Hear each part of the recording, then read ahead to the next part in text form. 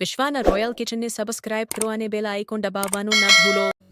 Hello friends, આજે આપણે એકદમ વર્ષો જૂની અને ટેસ્ટી અને હેલ્ધી ઘઉંની ખીર બનાવીશું. ઘઉંની ખીર બનાવવા માટે સૌથી પહેલાં ઘઉંને 4 થી 5 કલાક પલાળી હલકા હાથે ખાંડી ફોતરા ઉતારી લેવા. થોડીવાર તડકે સૂકવી સરસ કોરા કરી લેવા. એ રીતે મેં ઘઉં એક બાઉલ તૈયાર કરી લીધેલા છે.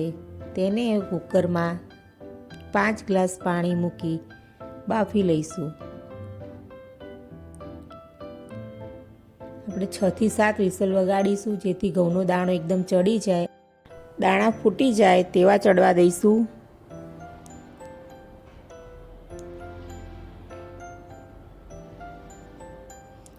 હવે કુકર ખોલીને આપણે ચેક કરી લઈશું કે આપણા ઘઉં ચડી ગયા કે નહીં.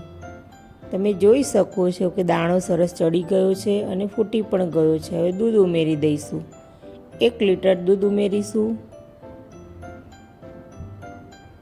પછી એને બરાબર મિક્સ કરી લઈશું.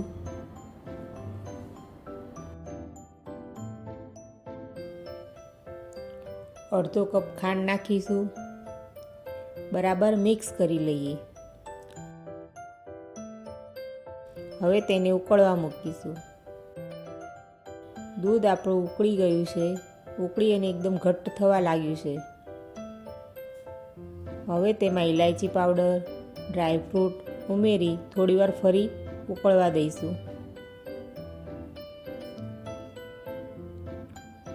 તમે જોઈ શકો છો કે એકદમ ઘટ્ટ સરસ આપણી ખીર તૈયાર થઈ ગઈ છે. હવે તેને સર્વ કરીશું.